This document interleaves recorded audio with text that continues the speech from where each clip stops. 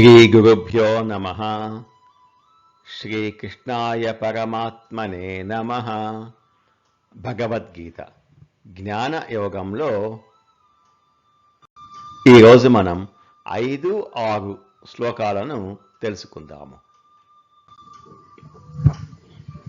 ఇంతకు ముందు శ్లోకంలో అర్జునుడు ఆశ్చర్యంతో శ్రీకృష్ణుడిని అడుగుతాడు, నీవు సూర్య భగవానునికి ఈ జ్ఞానాన్ని ఉపదేశించాను అన్నావు కదా, కానీ నీవు పుట్టింది ఇటీవలే కదా, ఇది ఎలా సాధ్యము అని ప్రశ్నించాడు.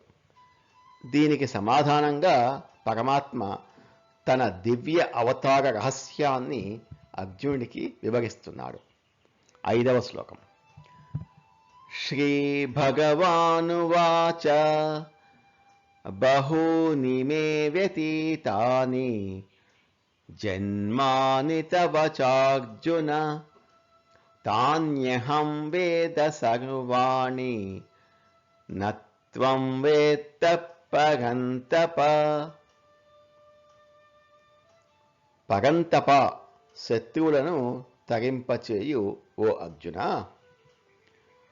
బహూని మే వ్యతీతాని జన్మాని తవచ అర్జున. ఓ అర్జున, నీకును నాకును అనేక జన్మలు గతించినవి.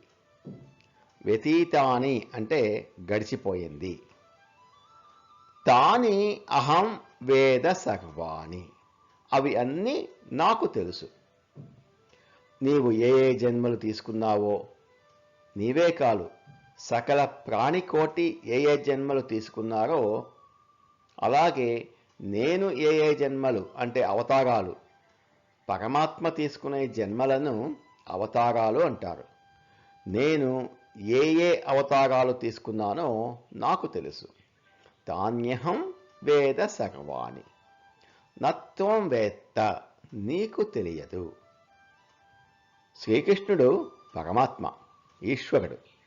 అర్జునుడు జీవుడు. ఈశ్వరుడు జీవుడు ఇద్దరూ కూడా ఒకే ఆత్మస్వరూపులు. కానీ ఈశ్వరుడు మాయను జయించినవాడు, జీవుడు మాయకు అధీనుడు, మాయను జయించనివాడు. ఇదే తేడా ఇద్దరికి. ఈశ్వరుడు మాయను వశపరుచుకొని లోక సంరక్షణ కోసం ఎన్నో జన్మలు అంటే అవతారాలు ఎత్తుతాడు. జీవుడు మాయకు లోబడి కర్మబంధముతో గత జన్మలలో చేసుకున్న పాపపుణ్యాల ఫలితముతో అనేక జన్మలు ఎత్తుతుంటాడు. ఈశ్వరుడు సర్వజ్ఞుడు కాబట్టి తన అవతారాలు అన్నీ తెలుసు. తాన్యహం వేద సర్వాణి. జీవుడు కర్మబంధం వలన జన్మ తీసుకుంటాడు కాబట్టి అతనికి గత జన్మల స్మృతి ఉండదు. నత్వం వేత్త. అజ్ఞానం వలన జీవుని దృష్టి ఈ వర్తమాన జన్మకే పరిమితమై ఉంటుంది. వాస్తవానికి ప్రతి ప్రాణికి ఎన్నో కోట్ల కొలది జన్మలు గడిచిపోయాయి. ఇప్పటి వరకు ఎంతోమంది తల్లిదండ్రులు గడిచిపోయారు. ఆత్మజ్ఞానముతో కర్మబంధాన్ని ఇప్పటికైనా నశింపచేసుకోకుంటే అతడు ఇంకా ఎన్నో జన్మలు ఎత్తవలసి ఉంటుంది. పుణ్యవశాత్తు ఇప్పుడు సర్వోత్తమమైన మానవ జన్మను తీసుకొని కూడా ఆత్మజ్ఞానముతో మోక్షానికి ప్రయత్నించకుండా విషయ భోగాలందే మునిగిపోయి వాటి ఫలితంగా ఇంకా అనేక జన్మలలో యాతనలు అనుభవించవలసి వస్తే అతను నిజంగా దౌర్భాగ్యుడే అవుతాడు.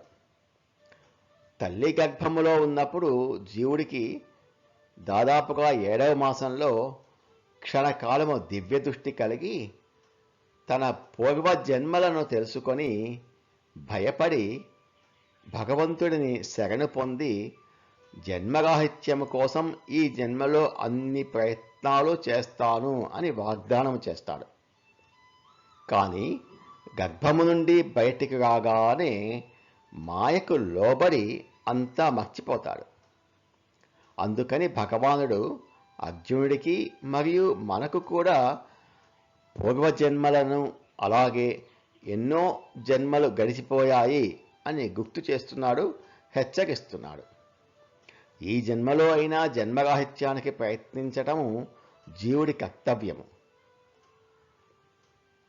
శ్రీ భగవానువాచ బహూని మే వ్యతీతాని జన్మాని తవ చార్జున తాన్యహం వేద సర్వాణి నత్వం వేత్త పరంతప. నీకును నాకును అనేక జన్మలు గతించినవి. అవి అన్నీ నాకు తెలుసు, కానీ నీకు తెలియదు అని అంటున్నాడు. 6వ శ్లోకంలో తన జన్మ రహస్యమును తెలియచేస్తున్నాడు భగవానుడు. 6వ శ్లోకం.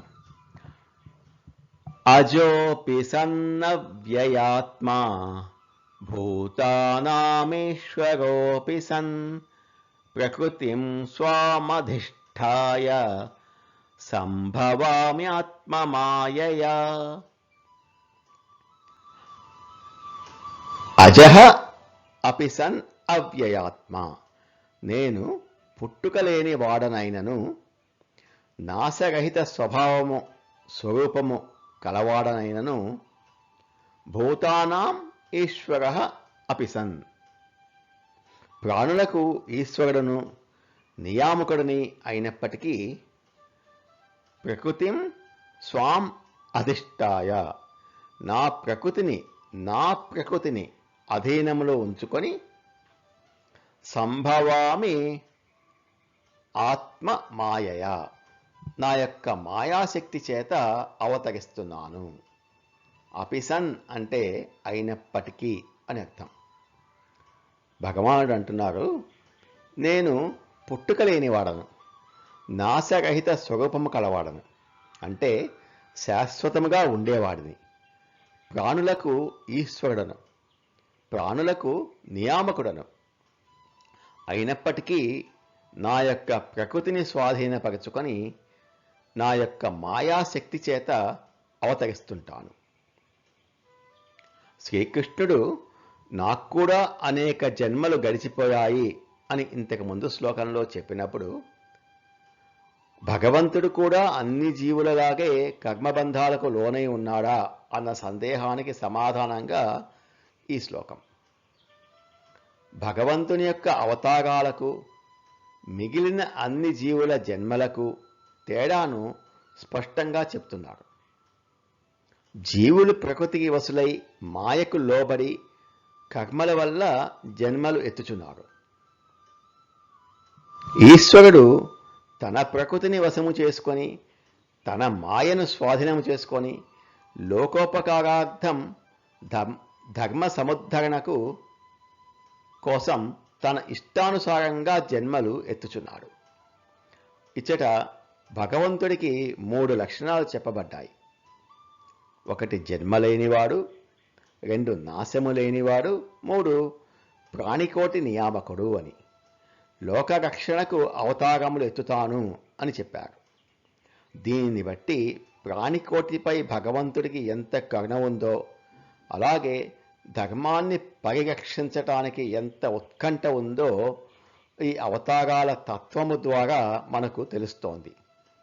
దీన్ని బట్టి శ్రీకృష్ణుడు వసుదేవుని సుతుడు మాత్రమే కాదు, అవ్యయ పరమాత్మయే అని, జగత్తు నియామకుడు అగు ఈశ్వరుడు అని స్పష్టంగా తెలుస్తోంది. అజోపి సన్నవ్యయాత్మా భూతానామీశ్వరోపి సన్ ప్రకృతిం స్వామధిష్ఠాయ సంభవామ్యాత్మమాయయా. నేను పుట్టుక లేనివాడను, నాశరహిత స్వరూపము కలవాడను, అంటే శాశ్వతముగా ఉండేవాడిని, ప్రాణులకు ఈశ్వరుడను, ప్రాణులకు నియామకుడను అయినప్పటికీ నా యొక్క ప్రకృతిని స్వాధీనపరుచుకొని నా యొక్క మాయాశక్తి చేత అవతరిస్తుంటాను అని అంటున్నారు శ్రీకృష్ణ పరమాత్మ. నమో భగవతే వాసుదేవాయ. ఏతత్ ఫలం శ్రీకృష్ణార్పణమస్తు. స్వస్తి.